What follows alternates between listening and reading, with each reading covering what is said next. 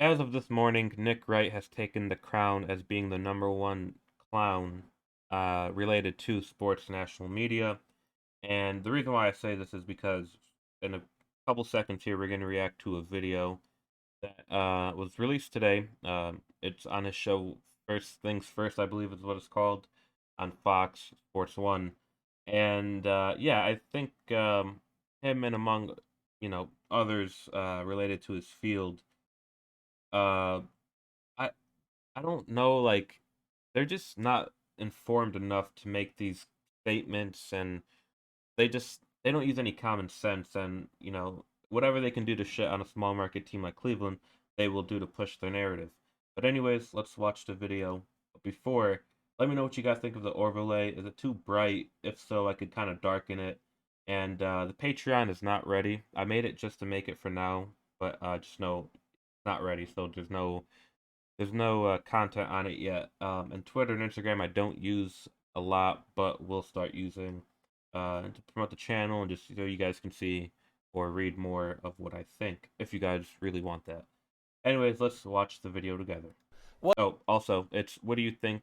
What do you make of how the Browns are handling the Baker situation? So that's the context of this video. the Browns are doing right now is embarrassing for them, for their fans, for the league. They made a choice. That was their right to make the choice to move on from the quarterback that took them from the depths of not just the NFL cellar, but all of sports. A laughingstock franchise, the go-to late-night comic stand-in. Oh, I don't really know sports, but I need a team that everyone recognizes as a total failure or embarrassment to end my analogy. Like the Browns. We'll get the laugh there. Took them from that to a relevant team. Took them from All right, so his first statement, Baker being the reason why we went from a laughing stock and a joke team, which we were for 20 years or 25 years, to a team that has higher standards, which is true. Baker was definitely part of that. If anybody disagrees, then you're just a straight up Baker Mayfield hater and you decide to ignore facts. But to solely put Baker Mayfield as the reason is uh, completely incorrect. I think Kevin Stefanski and Andrew Berry had the, share a big part of the reason why Cleveland isn't taken as a joke anymore.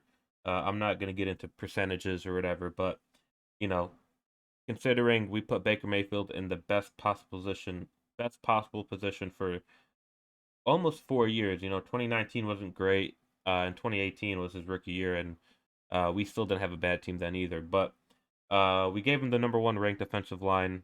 We gave him weapons on offense. We gave him great running backs. We gave him everything he needed, and I don't think, he wasn't a horrible quarterback. He wasn't a great quarterback. I just think, you know, he was.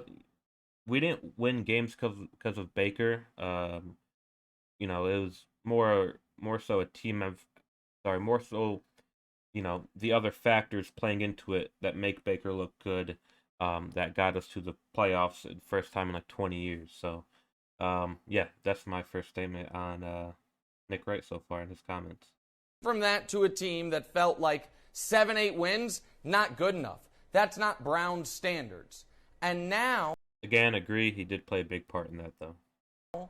they are leaving him twisting in the wind because they did this out of order. They acquired Deshaun Watson before they had secured a trade for Baker Mayfield. So the whole league knows Baker has no future there. Yes and no.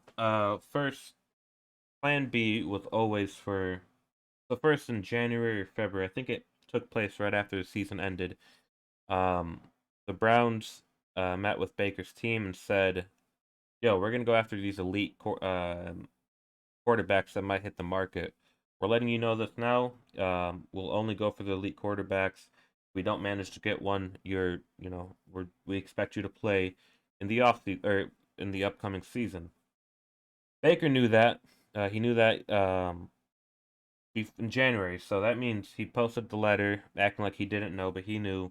Um, and he's requesting a trade. He knew what the deal was. And with the Browns getting everything out of order, and it was Wednesday night or Thursday morning, we were told by Deshaun Watson, we're taking you out, you're out of the running. And the Browns said, okay, we expect Baker Mayfield. We let him know what the deal was. He's going to be playing this upcoming season. But then Baker requested a trade, and you couldn't really do that. That's why the Browns, I think, declined his trade request because they said, yo, we don't see any other big upgrades that we could do. Besides, um, Deshaun Watson at this time. We're not going to trade for Kirk Cousins. We're not going to trade for whoever. You're up next. But that obviously didn't go the way it was, and Deshaun Watson eventually said, "No, you're back in the race." And then that was real quick. The next day, Friday morning or afternoon, it was official, and couldn't really. They didn't have a trade in place because they thought Baker was going to be playing quarterback for them. So the whole league can sit back and wait rather than pay top dollar, half dollar, quarter dollar. No. And yeah, no, his trade value is definitely not what the Browns want it to be, especially after this whole situation. The teams know we want to get rid of him, but at the GM breakfast meetings or whatever they did today, AB said, he basically wants to keep the three quarterbacks. He's just trying to get leverage here because he knows he needs to trade Baker now. But Baker Mayfield's due 18, 19 million. Teams don't want to take that. But if you could make the teams think, yo, we'll keep him, it doesn't matter, then they might wanna, pull up they might wanna increase their offer to the Browns to kind of get something going. But we don't know. I'll put the quote from Andrew Barry in the video right here so you guys can read it. Nobody's going to make a great trade offer for a player that everyone knows eventually you'll have to cut. So the Browns should just go to the last page of the story and cut Baker Mayfield. They made a choice. They wanted to move on. They should now move on, and Baker should be able to resume his career elsewhere. So I think they're handling it poorly. I think they've handled it poorly from the very beginning. Yeah, I don't think the Browns just want to eat $18 million in cap and get nothing out of Baker. They're doing the best that they could.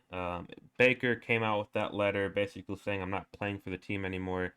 Let his agents know, released all that information. So Baker screwed himself from the beginning. If Baker just would have shut up and not said anything like all these other quarterbacks, then he would have been traded easily. But he can't do that because he ruined the Browns' leverage play to trade him. So Baker kind of screwed himself over there. The very beginning.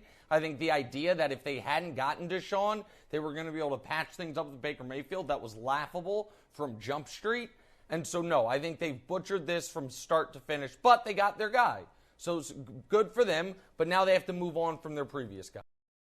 Okay. So the Browns did expect, at least, from January's meeting with Baker Mayfield, they expected Baker to play if nothing came to fruition with the going after another quarterback. His Baker and his agents were made aware of it. But it wasn't until he released that letter when they realized he's not going to come back. He's basically out, and he wants to. And then he requested a trade, either that day he released the letter or a few days after that. So yeah, let me know what you guys think of this new type of video I've been doing. If you guys like it, comment below. If there's anything you want me to fix, let me know. Anyways, thank you guys for watching. Like, comment, subscribe, and have a great day.